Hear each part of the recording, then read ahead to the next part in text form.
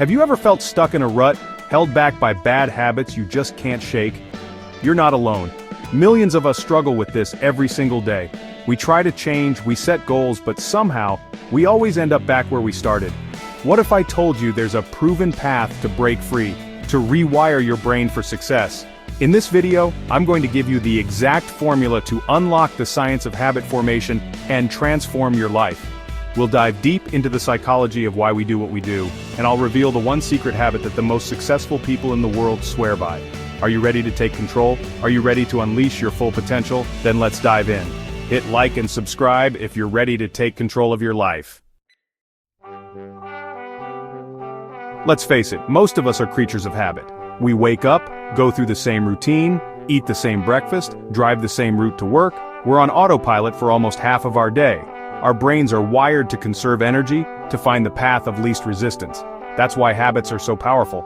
They allow us to go through the motions without expending a lot of mental energy. Now here's the thing. Habits in and of themselves are not a bad thing. In fact, they're essential for our survival. Imagine having to relearn how to brush your teeth or tie your shoes every single day. It would be exhausting. But here's the catch. If we're not careful, we can let our habits control us instead of the other way around. We develop bad habits that hold us back, that keep us stuck in a rut. Those little choices, those seemingly insignificant actions, they add up over time. But here's the good news. Habits are learned behaviors. With the right strategies, you can unlearn them just as easily and create habits that propel you towards your goals. Now, if we want to understand how to change our habits, we first need to understand how they're formed. And there's a simple 3-step loop that governs every single habit you have. I call it the cue routine reward loop. First, you have the cue. This is the trigger that sets the whole cycle in motion. It could be anything: a time of day, a specific location, an emotional state, even a sensory input like a smell or a sound. Let's say you have a habit of reaching for a sugary snack every afternoon when you feel that midday slump. The cue is that feeling of fatigue, that dip in your energy levels. Next, you have the routine. This is the actual behavior, the habit itself.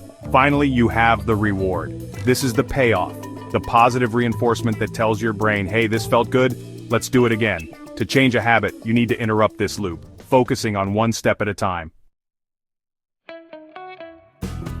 So, we've talked about the science of habits, how they're formed, and how they can control our lives. Now, let's get practical. Let's talk about how to build good habits, the kind that will move you towards your goals. First things first, you have to start small.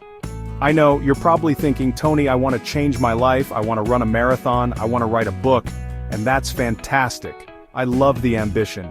But trying to do too much too soon is a recipe for overwhelm and failure. Instead, focus on what I call the minimum viable effort. Break down your big goal into tiny, manageable steps. Want to start exercising? Don't try to run a 5K on day one. Start with a 5-minute walk or even just 10 push-ups. The key is to make it so easy you can't say no. Next, attach the new habit to an existing one. This is called habit stacking, and it's incredibly powerful. Think about your current routine. What's something you do every single day without fail? Brushing your teeth, having your morning coffee. Right after you finish that existing habit, that's your cue to do the new one. So if you're trying to meditate for 5 minutes every day, try doing it right after you brush your teeth. Now here's the fun part, the reward. Remember, your brain craves that dopamine hit. So give it what it wants. Every time you successfully complete your new habit, reward yourself. It doesn't have to be anything big. It could be as simple as listening to your favorite song, taking a relaxing bath, or enjoying a healthy treat. Finally, track your progress. Use a habit tracker, mark it on your calendar, or simply jot it down in a journal. Okay, so we've covered how to build good habits. But what about those pesky bad habits, the ones that are holding you back? The ones you just can't seem to shake? Don't worry, I've got you covered. Breaking bad habits is all about making them invisible, replacing them, and adding a little bit of accountability. First and foremost, you've got to remove the cues. Remember, those cues are the triggers that initiate the habit loop. So if you're trying to quit snacking, the first step is to get rid of all the junk food in your house. I mean it.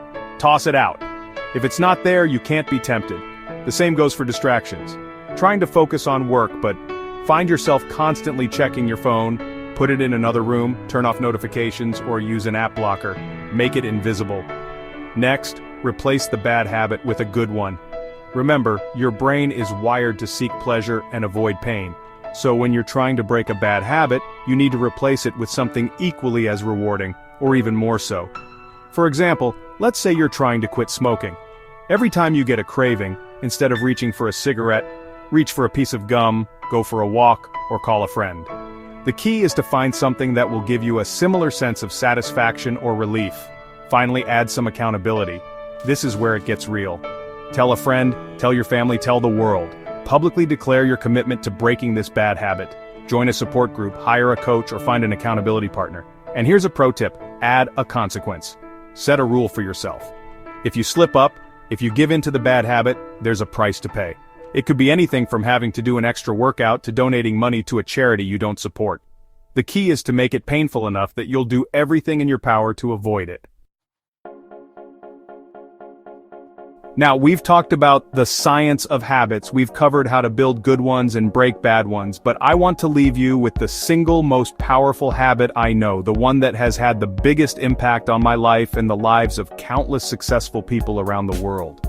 And that habit is this: owning your morning. You've heard it before: win the morning, win the day, and it's absolutely true. The way you start your day sets the tone for everything that follows. When you take control of your morning, you take control of your life.